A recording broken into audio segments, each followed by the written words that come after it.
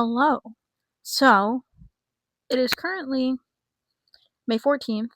I know I said I was going to do monthly reading recaps, but life gets a little crazy. So, this video is going to be my March and April reading caps in one. And hopefully from this point forward, I can actually be on top of it and do one for each month. So, from my last video, I want to say pretty much everything I read in the last video was on my Kindle, I believe. This month we have quite a few physical books that I read. And I'm gonna preface that some of the books I did read the physical copy. I just no longer have it because I got rid of it because I did TBR takedown. If you're interested in seeing that, go follow my TikTok that you saw in the beginning, and it'll be in the description down below. If you don't want to watch all those videos, you can go follow my book Instagram, which was also in the beginning and also be in the description, and go through my highlights. And I have a highlight called TBR Takedown, and you can click through to see which books I read and DNF'd.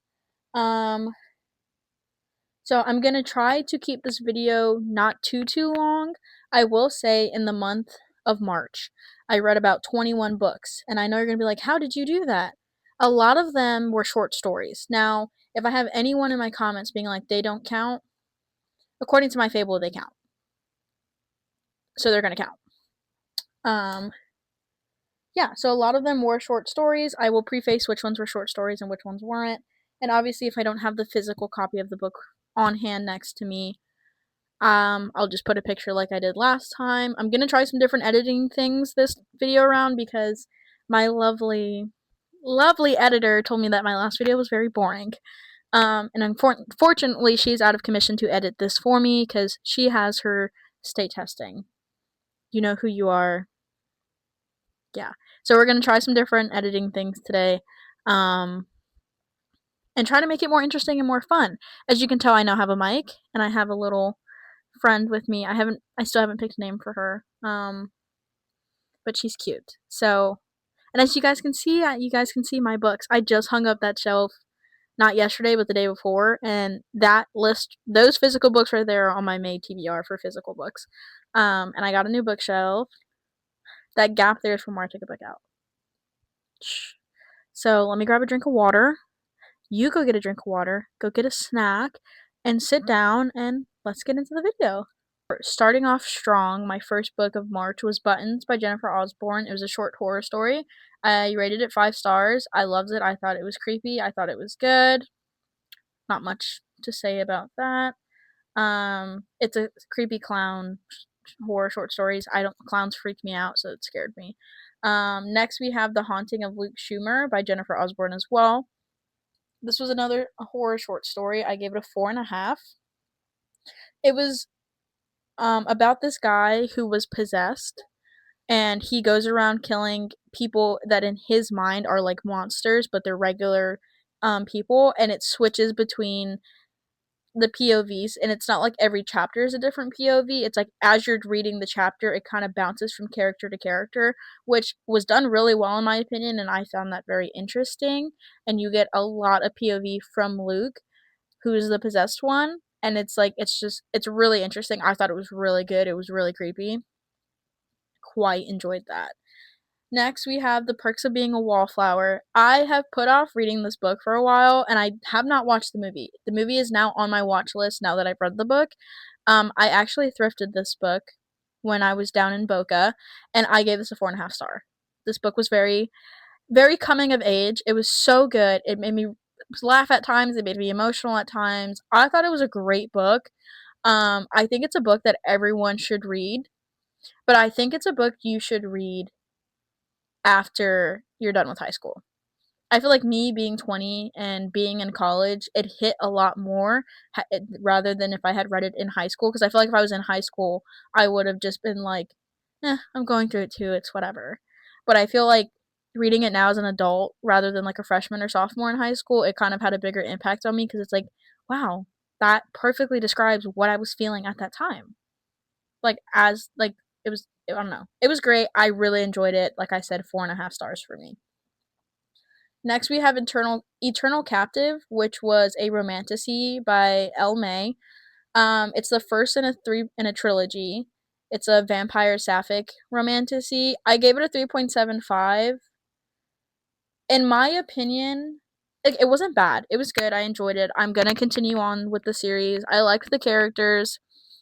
It was good in my opinion. I don't exactly remember what my review was. Let's see. Okay, here we go. So it did feel drawn out. At times. And I think I gave it a 3.75 just because, like, I enjoyed it, but, like, just what you just heard me say, I did not fully remember what happened in that book. So that was why. I do plan on continuing, though. I didn't think it was amazing, but it wasn't bad. Next we have Test Town by Lee Kenny, or I don't know how to say her first name. This was another short. Oh my gosh, another short horror story. This got a 3.75 for me as well. I thought it was really good. Um, it was interesting. It ended like kind of like dead. Like it was kind of like it was a cliffhanger, I guess, but like not really. It just left you guessing like what actually happened, and I think that's why um I gave it a 3.75. It was good. I thought it was creepy. Mannequins kind of freaked me out, and this book was about mannequins in like an abandoned like nuke town. So I thought it was pretty good personally. And then we have Deadbolt by John Ashley. I gave this 2 star. I didn't like it. I wouldn't recommend it. It didn't do a lot for me, and I just frankly was just kind of like I could have gone without reading this. I don't care. Deadbolt was about this old lady who lives on her own in like the middle of nowhere, and every her husband's dead, and every night there is a knock at her door, and the demon sounds like her husband asking her to let him in. And she knows it's not her husband, so she never does. And then she does. She dies. Her daughter finds her, and the demon follows the daughter home, and that's how the book ended. Next up we have War D by Frida McFadden. My first 2 books by Frida McFadden were The Locked Door and The Surrogate Mother. Both of those books got 5 stars from me. I absolutely loved them. Ward D felt very just. It was very predictable. It was very drawn out. It was 340 pages. I felt like it could have been a good 40 to 50 pages less. Like some of the information I just didn't need. And it was very predictable, and it was just kind of just like I wasn't freaked out. I wasn't creeped out. I wasn't like, "Oh my god, who did it? Oh my god, what's going to happen?" I just kind of was like, can she stop being stupid? Like I felt like the female main character was dumb. It's called The Girl in the Attic by John Ashley. And that was the one about the demon in the attic. Um that I didn't find all that interesting. Um, Again, Deadbolt was also a short horror story, so was The Girl in the Attic.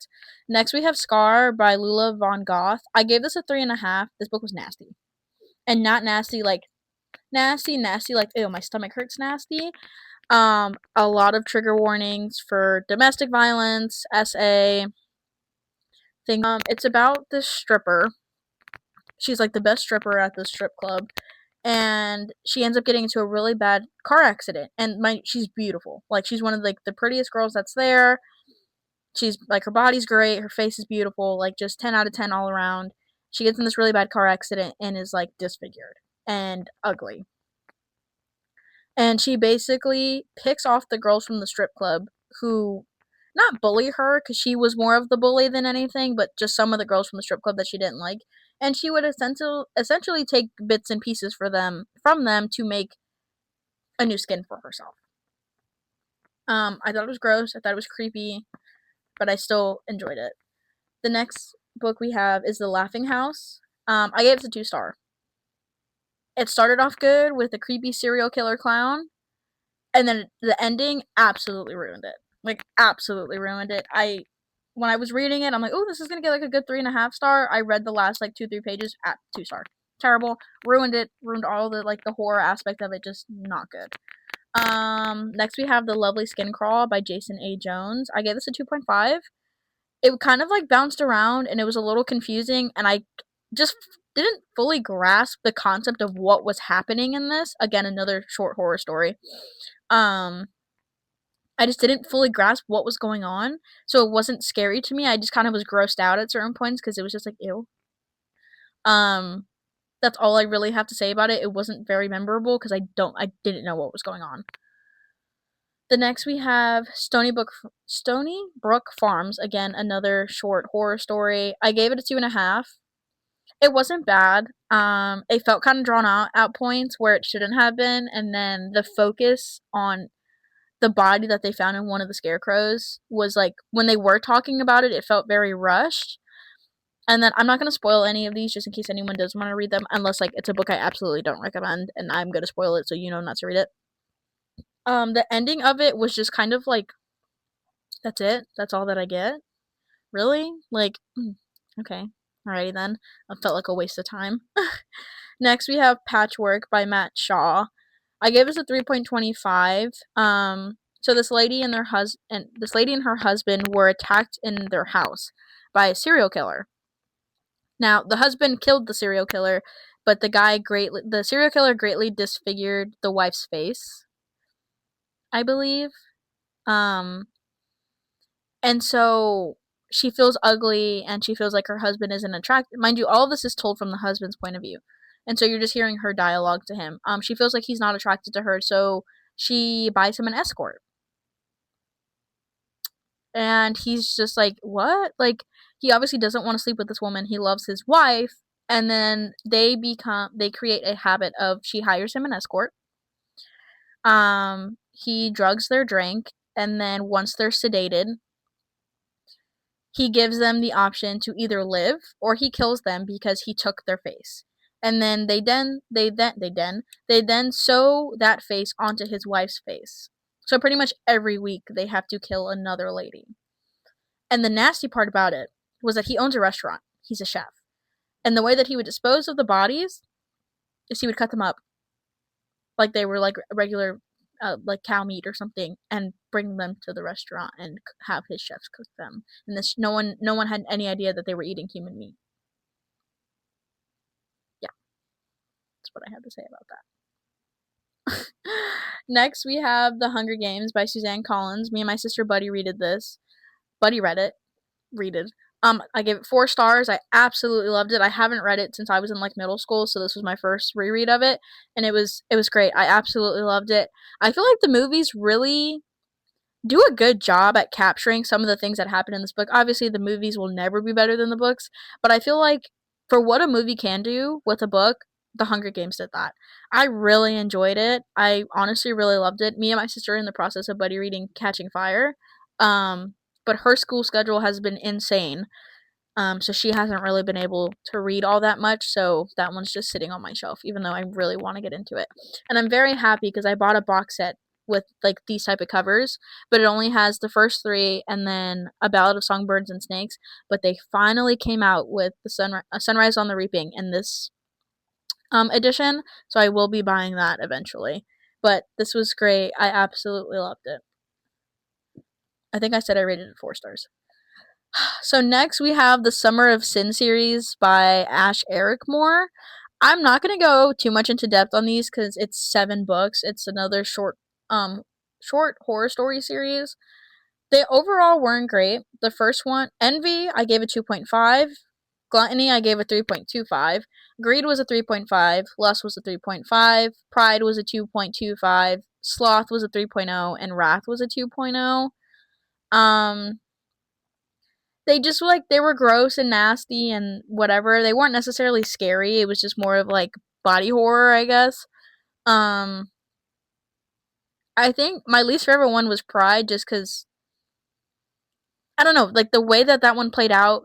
This wife, her son was having a hard time in math class and he had to place in a certain way on his test scores for something, and she basically went and killed all of the kids who were above him. So like I get the thing of Pride, I guess, because like she knows he's smart and whatnot, but I don't know, I feel like it could have been handled differently. um I think my favorite out of this one was Lust, simply because it had vampires in it and I thought it was really interesting. The first one I just thought was funny. No, not the first one. The second one I thought was funny because the lady was a cannibal. And she like takes home men, kills them, and eats them. But then the idea of fried chicken grossed her out. the idea of fried chicken grossed her out. Envy, which was the first one. I know I'm kind of bouncing around, but I don't have much to say about all of them. But Envy, this lady, she thought her next door neighbor's boyfriend was really, really hot, and she really wanted to sleep with him. And then something happens where her and the neighbor, like the girlfriend, get into it. So she goes over there to apologize. The girlfriend invites her in, and then the girlfriend basically tries to kill her. And she ends up killing the girlfriend, goes into the bedroom, and realizes that the boyfriend's there. He's like tied up, but like in like a freaky way. And so instead of sleeping with him, like she's been wanting to the whole book, she just kills him. And like I know that's bad. She like whatever. She shouldn't have slept with him, but it kind of just was like, you did all of this just to kill him. Just to kill him. You've done all this fantasizing, all this arguing, all this fighting just to kill him. Like now, like I don't know. I don't know. I didn't like it. I overall didn't really like the series, but it didn't matter. So that is it for March. We are now going into April, and the first book is Red Rising by Pierce Brown. I gave this 5 stars. I absolutely loved this. I thought it was great. I tell people it's like the Hunger Games but on crack. I love the idea of the color system. I love Darrow's character development. I love the world building in this. I loved everything about it, if I'm being so honest.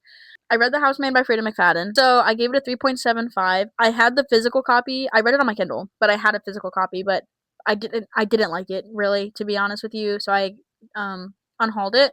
But it just was really predictable for me. Like I could tell within the first 2 chapters that what was the wife's name? Like she wasn't actually the crazy one, it was the husband. Sorry if that's a spoiler. I don't know. I'll put a thing like spoiler coming. I just didn't think it's great.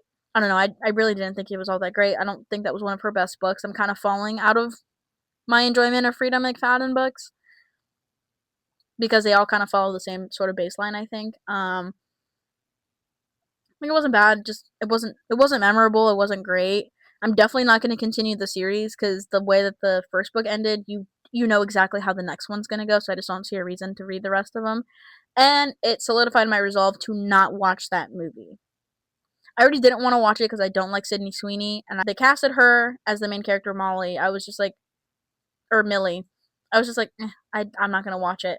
And reading it has absolutely solidified my resolve in that because I just don't see her doing a good job playing this girl, the female main character. Now, if they had casted her as maybe the wife, that would make more sense because Sydney Sweeney is very shrilly when she speaks. So I feel like her being casted as the supposedly crazy wife would have been a lot better, but not the female main character, not Millie. Personally, absolutely love this. I have, as you can tell, I have Golden Sun ready to go for this month. I'm super excited to get into it.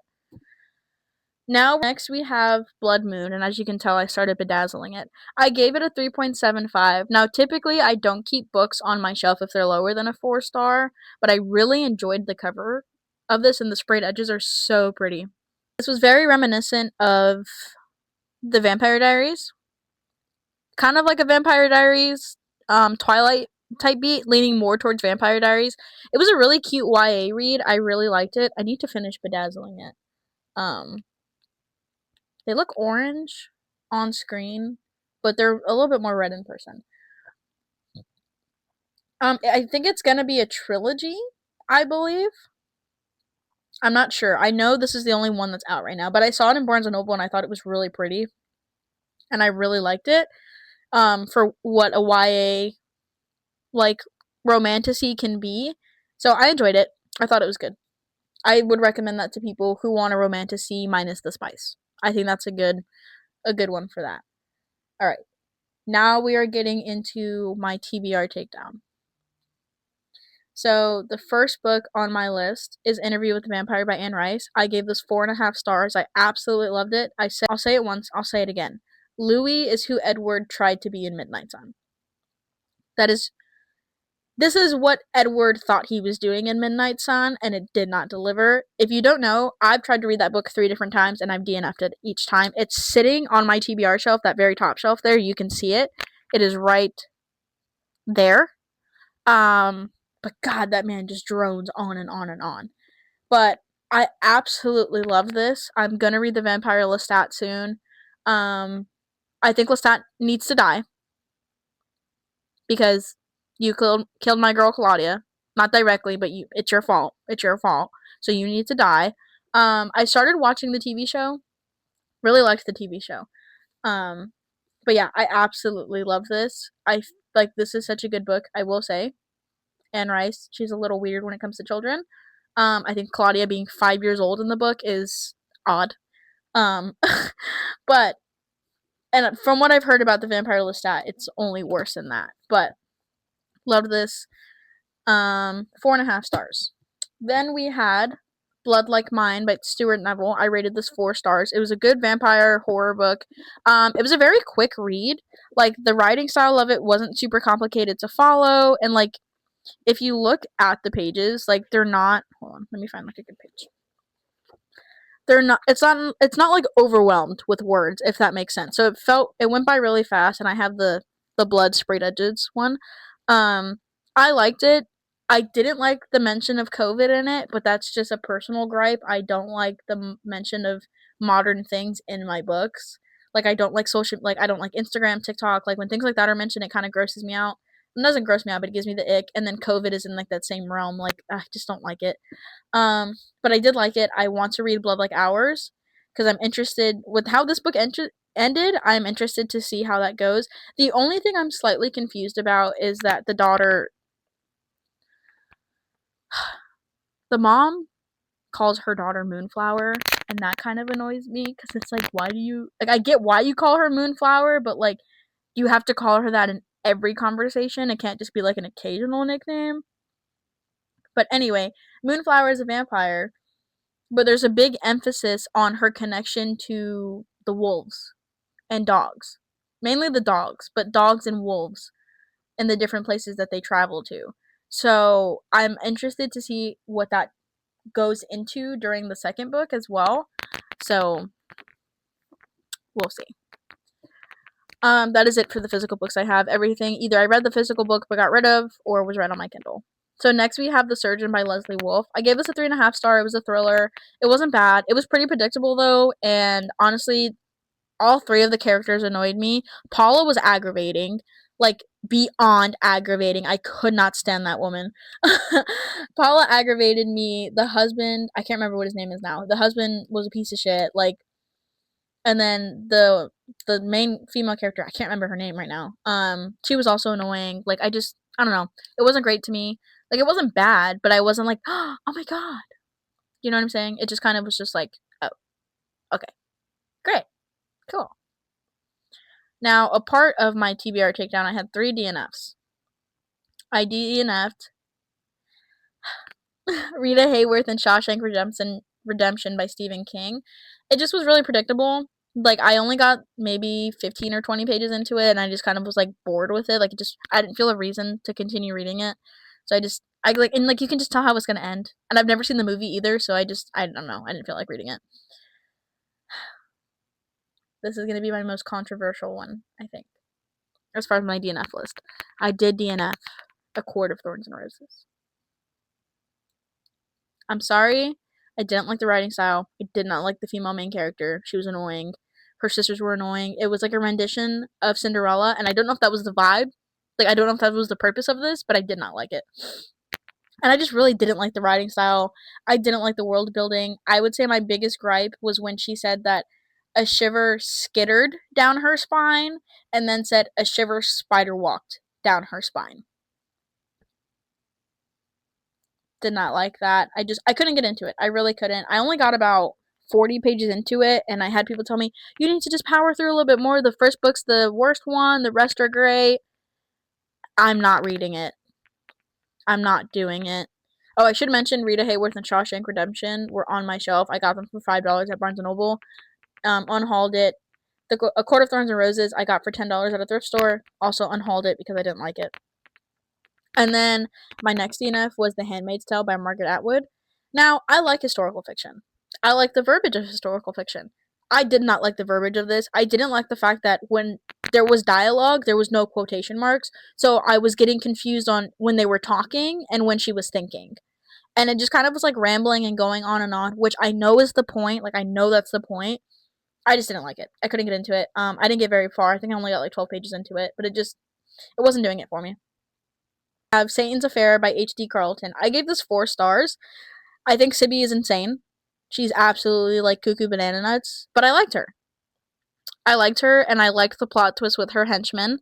I thought it was great. She like is just touched in the head, but I thought it was great. I don't know. I found it really interesting, and I thought it was really cool. My mic just died. Yeah, I liked Sibby. I thought like I love how crazy she was. I thought she was great, and it made me excited to read the Cat and Mouse duet. Now, Haunting Adeline, I gave it 3 star. I didn't think it was terrible. I'm glad that I read it because now, like, when I see things about it, I can give my input and whatnot and laugh at the memes that I see on TikTok. However, it gave very fan fiction. It gave very much Wattpad. That's what it gave. It gave YA self insert, which I think is funny because I've seen some people say that H.D. Carlton, like, kind of self inserts herself as the female main character, which, period, all power to you. But yeah, I didn't think it was anything great. Like, some people absolutely love these books and gave them like a 5 star. I would never give this book a 5 star in a day in my life. Like, I no. Um, like I said, I think my biggest gripe was just the fact that it gave fan fiction, so it didn't feel believable, I guess.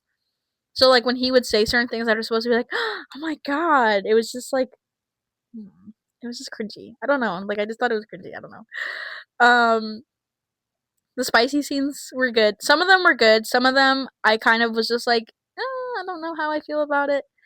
Um, but so for the most part, the spicy scenes weren't bad. This was my first book where I got a spicy scene from the male POV, and it was interesting. I actually kind of enjoyed it, and for May, which you'll get that video at the end next month.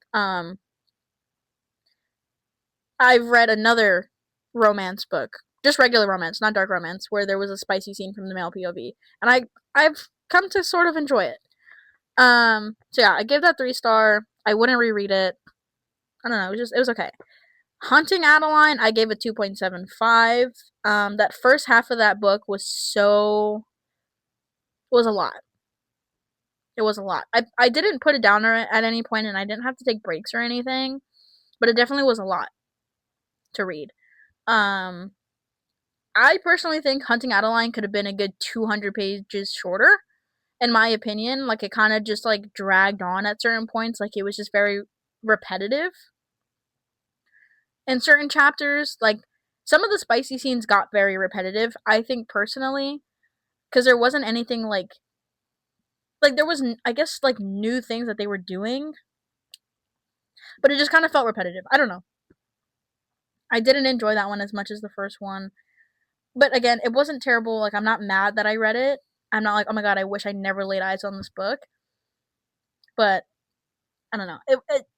I think it's overhyped. I think the series is overhyped. I was gonna read Where's Molly, but which is like the follow up to Hunting Adeline, about one of the girls who was in that house. But I feel like the letters that we got in Hunting Adeline kind of just like, I don't think I need to read Where's Molly, personally. I don't know if I would read anything else by H.D. Carlton, maybe, depending on what the synopsis is and like what the baseline for the book is, possibly. But as of right now, I don't have any interest in reading anything else she's written. Just because if these gave fanfic, I'm sure the other ones probably do as well. But we'll see. Who knows? So yeah, that's my opinion on it. That might be controversial. I don't know. I didn't think they were great. I didn't hate them. They were just meh for me. And then the last book for April was another horror short story. It was called My Husband the Predator by Sam West. This was a 1 star. This was my first 1 star rating of the year. And I think this is my, like, of the year. I hated this book. I hated it so bad. The ending was so bad. Literally all my review says is, that's it. That's literally what my review says. It's, that's it with a question mark, because it just, there was no like resolution to what was happening. You didn't find out if she was right or if he was right. Like, you, nothing. It was very lackluster. I don't know. It was a very big letdown. It was 65 pages, and I feel like those 65 pages did not. There could have been more put into those 65 pages than what there was. So that was very disappointing and very lackluster in my opinion. And I wasn't happy about it. So that got a 1 star for me. The only reason I didn't DNF it is because, like I said, it was 65 pages. 65 pages. An updated bead jar as well, because in my February reading recap, I hadn't started it. I started it afterwards, and I posted about it on my Instagram and my TikTok. For every book that I read, I have a box of different colored beads, and each color is a different genre, and then the black ones are my DNFs. So this is what it looks like for the months of January through March, or not March, April. I have a smaller jar, as you can see up there, and that's where I put the ones for the month. So those go in there for the month. And then at the end of the month, I pour them in here. 45 beads in here, and the bottom isn't even covered. So this is going to take me a long time to fill, but that's okay. But this is the jar. Anyway, I hope you guys enjoyed. I feel like I kind of rushed through the books. I probably could have given more of an in-depth review on some of them, but March wasn't a great reading month for me. Like, I read a lot of books, but it wasn't great in the sense of, like, there wasn't a lot of books that I loved, if that makes sense. There was only a few in March that I was like, wow, I absolutely love this book, and I'm, like, enthralled with it, and you can tell which ones those were. Like, those are the ones that I actually remembered anything about and cared about.